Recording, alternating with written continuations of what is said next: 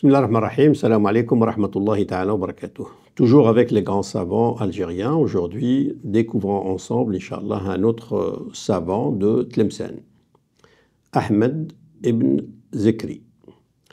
Ahmed ibn Zekri, décédé en 900 de l'Hégire, orphelin, il a vécu toujours avec sa mère et à l'âge de 12 ans, il a commencé à travailler dans le métier de la couture. Un jour, donc, il était allé chez le savant Ibn Zarou, c'était un grand savant à cette époque à Tlemcen, pour répondre à sa demande concernant la fabrication d'un tissu. Pendant ce temps, en arrivant, le professeur Zarou expliquait une question jurisprudentielle à ses élèves dans le domaine du droit, le fiqh. Il leur demanda à ses élèves s'ils comprenaient. Personne ne répondit, car ils ne l'avaient pas comprise. À ce moment-là, Ahmed ibn Zekri dit « Moi, je l'ai comprise » et a ensuite expliqué ou réexpliqué la question de manière complète et clair. Ibn Zarou, étonné, il va dire à Ibn Zekri, tu as répondu juste et tu es fait pour le savoir, mais non pour la couture. Et là, Ibn Zekri va avoir beaucoup de savants Zarou il va l'adopter. Le grand nombre de ses professeurs a fait de lui un juridique compétent, qui n'avait pas peur de l'ijtihad, c'est-à-dire l'effort intellectuel fourni sur le Coran et la Sunna, qu'on appelle l'ijtihad. Comme l'a dit Ibn Khaldoun, qui était l'un de ses élèves, ses étudiants, plus le nombre de professeurs est élevé, plus les facultés sont établies et solides, et plus les connaissances sont correctes et diversifiées. Donc justement, c'est à quoi les étudiants aujourd'hui devraient s'efforcer afin c'est-à-dire d'avoir beaucoup plus de chouyours, de professeurs, afin qu'ils n'aient pas peur de la connaissance et de varier les professeurs afin de pouvoir varier les méthodologies.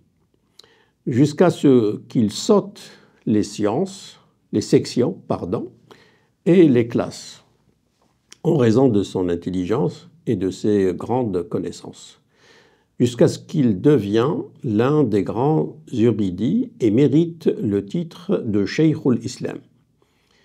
Shaykhul Islam qui signifie qu'il est devenu la plus haute autorité dans ce domaine-là.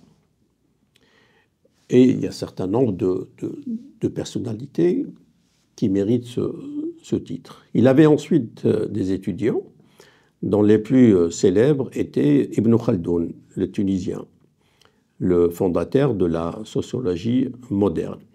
Puis l'imam Zarruq, le grand érudit de Fès, un grand spécialiste du domaine de Sophie, et également Al-Wansharisi.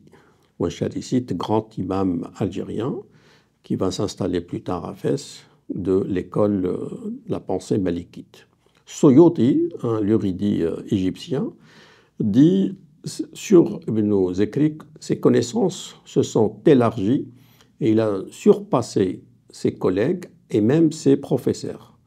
Sa renommée s'est répandue et a rempli les horizons et il est devenu le savant par excellence. Il était la merveille de son temps dans la mémorisation, l'intelligence, la compétence et l'illumination de l'esprit.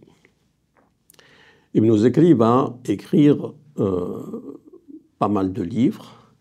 Il varie dans ses écrits car il va traiter plusieurs disciplines, notamment les sciences du hadith, la parole du prophète, une épître sur les sciences dogmatiques, un matn très large, un livre sur les fondements du droit musulman, un livre sur la magistrature et les fatawas.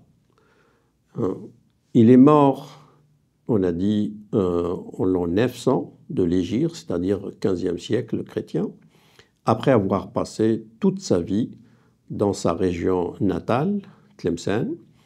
Après une vie bien remplie, il va décéder et enterré à Tlemcen. Que Dieu ait pitié de lui et accepte nos bonnes actions, Inch'Allah, à tous. Assalamu alaikum wa rahmatullahi ta'ala wa barakatuh.